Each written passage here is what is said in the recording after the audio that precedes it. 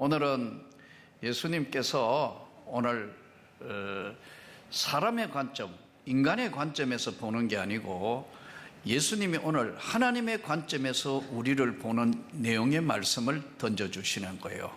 우리가 세상 살다가 보면은 우리가 보는 관점이 다 있어요. 그래서 이 종합적인 관점을 인간이 내린다는 건 그렇게 쉽지 않아요. 만일 종합적인 관점 우리가 다 알면 얼마나 좋겠어요. 얼마 뒤에 우리가 집값이 엄청나게 올라간다, 미리 알았으면 다 사놓을 거 아니에요. 이게 엄청나게 폭락한다, 미리 알 수 있는 사람이 인간의 세계는 모르는 거예요. 그래서 인간이 편하게 사는 것 같아요. 며칠 뒤에 어떤 병이 걸려서 죽을 것이다 다 알면 여기 다 못 살아요. 그래서 성경은 내일 일을 너희가 알지 못하느니라. 너희는 잠깐 있다고 없어지는 안개와 같은 인생이니라. 이렇게 말씀해요. 내일에 대한 건 아무도 몰라요. 예? 또다시 전자 그 IMF 이상으로 와가 다 뭉개질지도 아무도 모른다고. 아니면 더 지금 어떻게 지금 막 부동산이나 모든 것들이 어떻게 될지 아무도 모른다고. 한치 앞을 모르고 살아가는 것이 인생이에요. 그렇기 때문에 감사해요. 별로 감동이 없으신 것 같네요. 이 코로나가 올 줄은 아무도 몰랐어요. 또 더한 게 올지도 모른다고 자꾸 겁주는 사람도 있어요. 그때 가가 걱정할 것이지 모르는 거예요. 오늘 이 시대를 살아가면서 하나님의 관점에서 지금 이 성경 본문은 사람이 보는 관점이 아니고 하나님의 관점에서 던지는 메시지의 말씀이에요. 나는 참 포도나무요, 내 아버지는 농부다. 예수님이 지금 비유로 말씀하고 있거든요. 나는 포도나무라도 그냥 나무가 아니고 참 포도나무요, 내 아버지는 농부다. 무릇 내게 붙어 있어가지고 열매를 맺지 아니하는 가지는 아버지께서 그것을 농부가 다 잘라버린다는 거예요. 제거해 버리시고 무릇 열매 맺는 가지는 더 열매를 맺게 하려 하여 그것을 깨끗하게 하신다. 오늘 이 본문에 있어서 하나님 관점에서 보는 이 본문에는 두 가지 핵심이, 하나는 열매고 하나는 깨끗하게 한다는 거예요. 우리가 이제 관상용이 아니건 과실수를 심었는데 과실수의 목적은 뭐죠? 열매를 따먹는 거 아니에요. 감꽃 보려고 지금 나무 심은 사람은 없잖아요. 감나무에 감을 따기 위해서, 포도나무는 포도를 따기 위해서 목적이 있는 거잖아요. 요실수니까.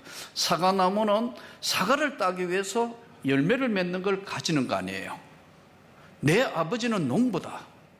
근데 이 내 아버지는 농부고 나는 참 포도나무인데 그 가지가 뭐냐 하면은 성도, 우리를 이야기하는 거예요. 이 참 포도나무의 가지는 붙어 있어야 열매를 맺는다. 근데 하나님 입장에서 가만 보니까 이거는 안 되겠다 해서 지금 길거리 가로수 지금 가지치기 하는 것이처럼 다친다 이거예요. 가지는 나무에 붙어 있어야 열매를 맺는 것이다.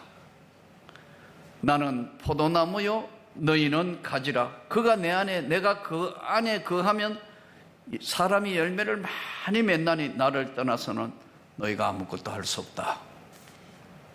열매 깨끗하게, 열매 먹을 만한 거, 탐스러운 열매 먹으면 너무 맛있는 열매.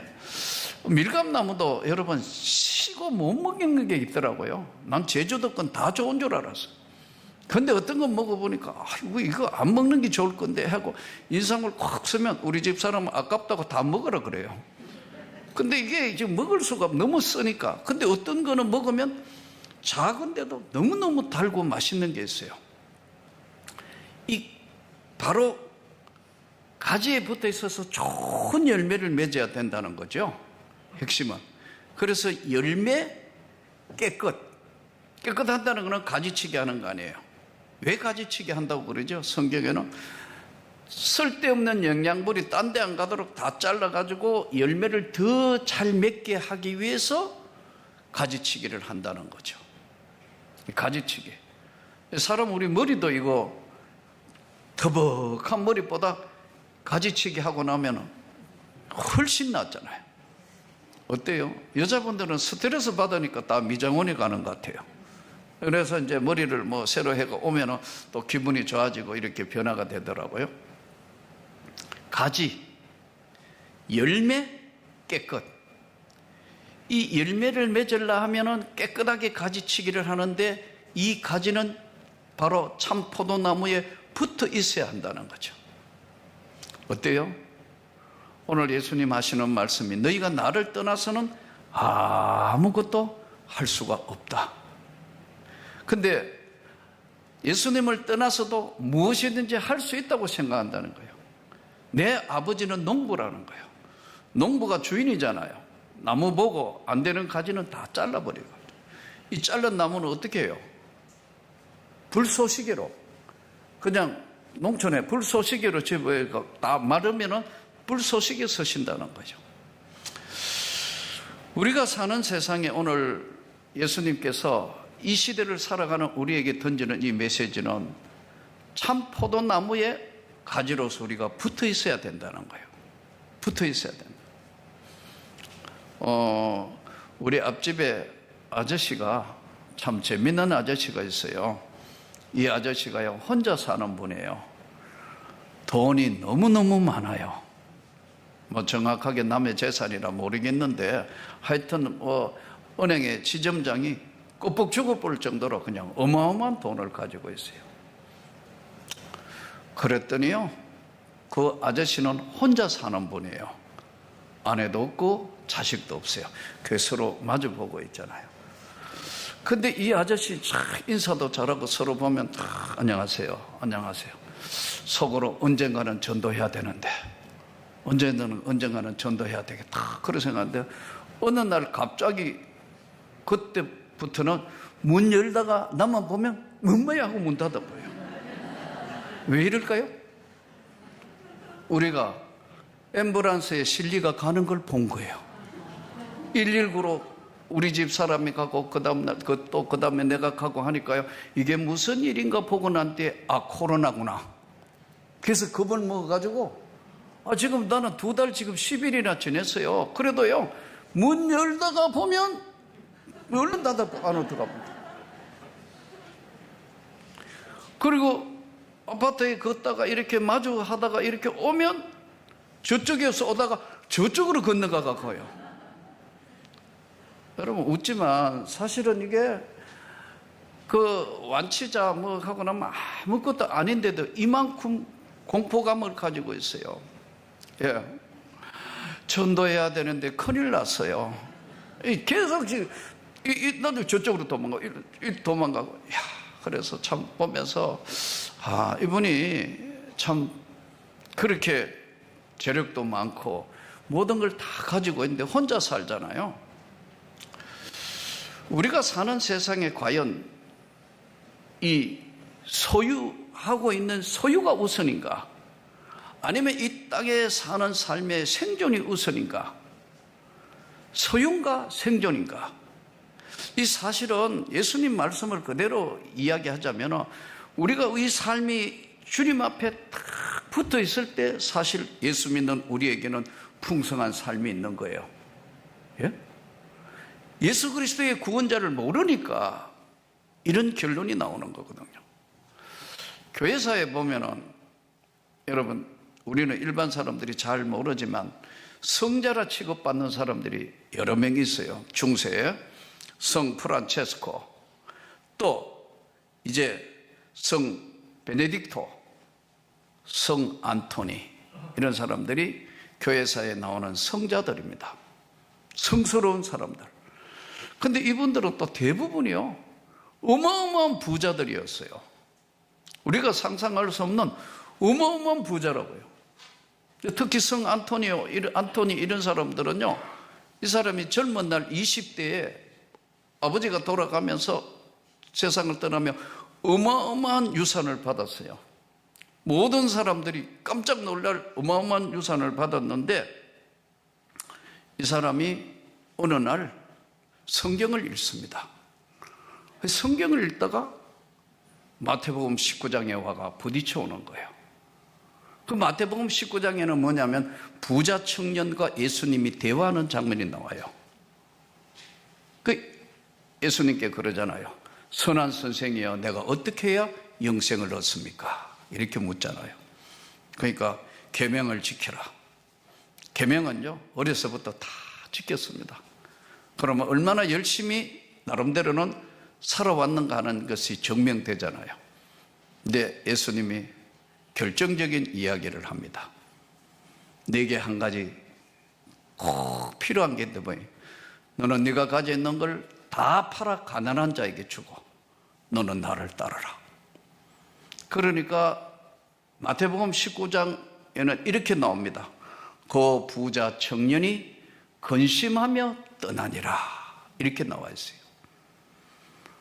근데 이 성경을 읽었던 안토니는 그게 자기 영혼에 꼽힌 거예요. 그래서 진짜 다 팔아가 가난한 자에게 다 줘버렸어요. 다 줘버렸어요.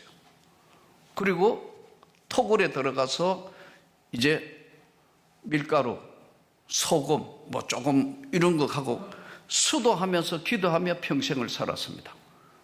몇 세까지 살았냐 하면은요, 무려 105세까지 살았어요. 그런데 시간이 지내면서 나중에 이 사람의 기도와 이 사람의 정신세계를 본받겠다고 수많은 사람이 나와서, 여러분, 이게 성 안토니 수도원, 성 베네딕토 수도원, 우리가 잘 아는 프란체스코 수도원, 이런 것은 이 사람들이 예수의 말씀을 그대로 실천한 거예요. 그대로. 사실은 오늘 우리에게 부딪혀 오는 거, 우리 다 팔아 가난한 자에 주고 할 수 있나요? 없어요. 또 그렇게 사는 세상도 아니고요. 그러면 예수님이 오늘 우리에게 지적하는 건 뭐냐면, 너의 정신세계에 무엇이 1등이냐는 거예요. 성경은 늘 말씀하기를 먼저 그의 나라와 그 여유를 구해라. 그러면 이 모든 것을 더하여 주신다는, 내가 비록 다 팔아 가난한 사람에게 주지는 못할 망정 내 정신세계는 언제나 예수 그리스도의 세계가 1번이다. 이걸 지금 묻는 거예요. 너희가 나를 떠나서는 아무것도 할 수 없느니라. 이 지금 베네딕토나 아니면은 성 안토니나 성 프란체스코가 있었기 때문에, 중세 기독교는 그렇게 타락했으면서도 그래도 유지할 수 있었던 거예요. 오늘 우리에게 던지는 메시지는요, 우리가 소유 중심인가 생존 중심인가, 나를 떠나서는 아무것도 할 수 없고 가지치기 당한다는 거예요. 하나님이 교회는 교회에 맡긴 사명이 있습니다, 여러분. 이 교회의 사명을 등한했을 때는요, 사대 교회에 성령께서 살았다 하나 실은 죽은 자들이라, 이렇게 표현했어요. 그래서 교회의 사명도 굉장히, 여러분, 우리 개인이 오늘 가지에 붙어 있는 것도 중요하고 교회의 사명도 굉장히 중요합니다. 교회의 사명은 5가지로 성경을 통하여 요약할 수 있는데, 첫 번째가 사회적 약자에 대한 관심이에요. 한국 교회가 지금까지 제일 잘하고 왔어요. 또 지금도 그러고요. 사회적 약자에 대한 관심. 요즘 보니까 청년들이 취업도 안 되고 뭐 하니까 청년 자살률이 너무너무 많아졌어요. 고독사.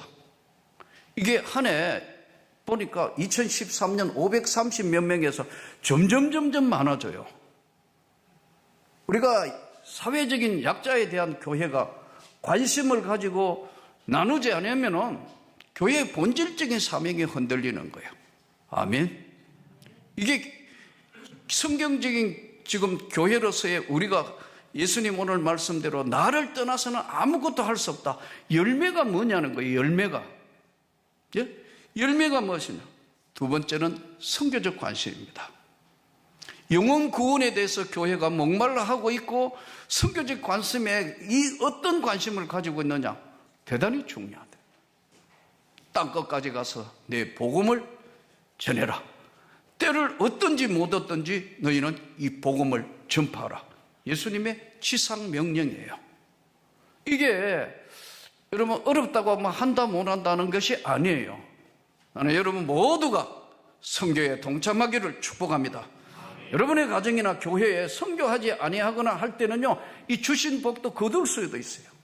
그렇기 때문에 여러분 관심을 가지고 최선을 다해서 모든 것을 우리가 해야 하는 사회적 약자에 대한 관심, 선교에 대한 영혼을 구원해야 되겠다는 전도와 선교에 대한 관심. 세 번째는 국가적 관심이에요. 이 국가적 관심이 뭐냐면요, 아이고 나라는 뭐 마음대로 되든 말든 그게 아니에요. 지금 북한 보세요. 진짜 우리가 북한에 저 억눌린 사람들을 위하여 기도해야 한다니까요. 예? 지금 탈북민들 많은 사람 3만 명이 넘는 시대에 와가 수많은 사람 뭐 이 이야기하고 저 이야기하고 종합해보면은 인권이 무시되어 있고 지금 죽느냐 사느냐인데 저 안에도 지금 예수 믿는 사람들이 있을 뿐만 아니라 북한에 있는 군부하고 북한 주민하고는 분리를 해서 우리가 생각하고 이 북한에 대한 끊임없는 관심과 기도가 우리에게 주어진 명령이란 말이에요. 그 첫 번째가 뭐냐? 자유민주주의라 이거예요. 다른 어떤 가치보다도 자유민주주의의 가치가 얼마나 중요하다는 걸 성경은 우리에게 말씀하는 거예요. 그 자유민주주의를 훼손하는 건 안 되는 거예요. 누가 뭐라도 자유를 위해서 프리덤, 자유를 위해서는 뭐든지 던질 수 있어야 된다. 이게 성경이 우리에게 주는 메시지예요. 약자에 대한 관심, 주님이 지상 명령하는 선교적인 관심, 동시에 국가적인 관심, 예? 자유를 위해서 목숨을 걸었던 이것은 복음이에요. 성경이 이렇게 말씀합니다. 내가 너희에게 자유를, 주의 영이 계신 곳에는 자유함이 있다고 그랬어요. 자유함이 없잖아요, 저기는. 국가적인 관심. 네 번째는 교회적 관심. 교회도 교회의 가치관이 있어요. 교회가 뭘 추구하고 있느냐? 교회적인 관심, 바른 가치관. 교회가 가지고 있는 바른 가치관, 바른 복음 전파, 얼마나 중요한지 몰라요. 세상을 살다가 보면요, 자꾸만 힘들고 어려운 거, 고통스럽고 이런 것들을 만나지 말아야 될 것도 만나게 되는 것이 인생이에요. 오늘 사회적인 관심과 동시에 국가적인 관심과 선교적 관심과 동시에 가야 되는 것이 교회적 관심입니다. 저는 우리 교회가 바른 정신으로 일어나기를 축복합니다. 교육적 관심, 다음 세대를 어떻게 준비하느냐? 교육적 관심도 우리에게 굉장히 중요해요. 자녀 잘 된다, 좋은 대학 갔다, 좋은 직장 갔다, 좋다 이거예요. 복을 받아야 한다 이거예요. 또 모든 게 다 한데 마지막에 예수 그리스도 앞에 붙어 있느냐 아니냐, 그 가지가 우리 자녀가 예수에 붙어 있느냐 아니냐가 얼마나 중요하다는 것을 우리에게 던지는 메시지예요. 우리는 오늘 이걸 잃어버리겠다다가 보니까 무엇이 중요한지 몰라요.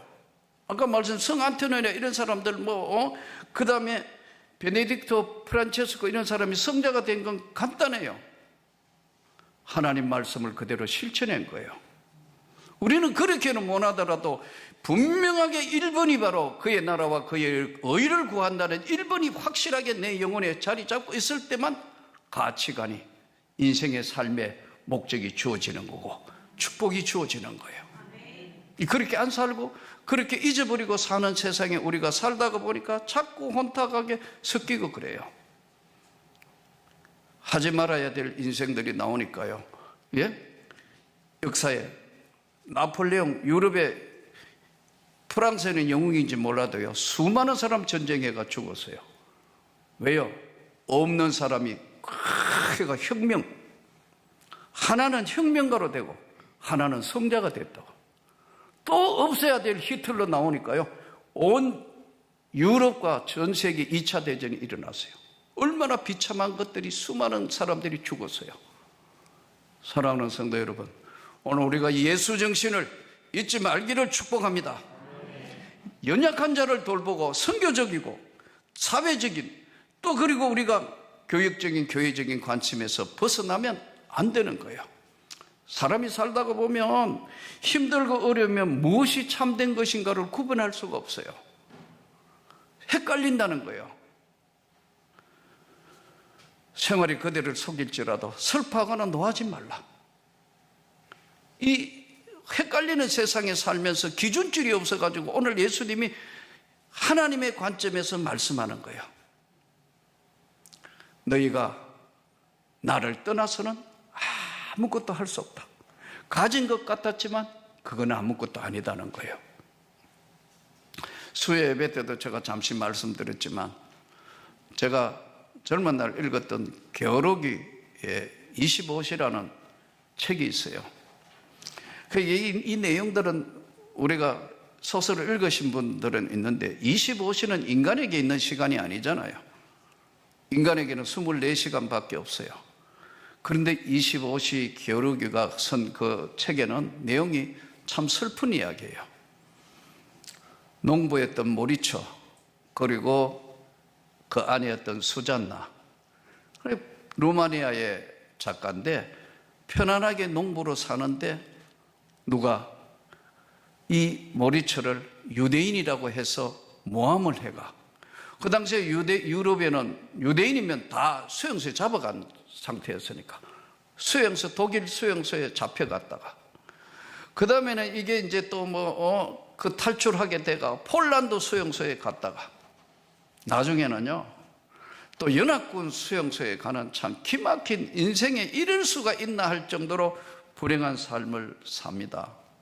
여러분 참 그 25시는 젊은 날 제가 읽었을 때 참 많은 생각을 하게 했던 건데 25시가 도대체 뭔가? 그래서 너무 고난을 받으니까 이런 기도를 합니다. 하나님, 내가 무슨 죄를 지었습니까?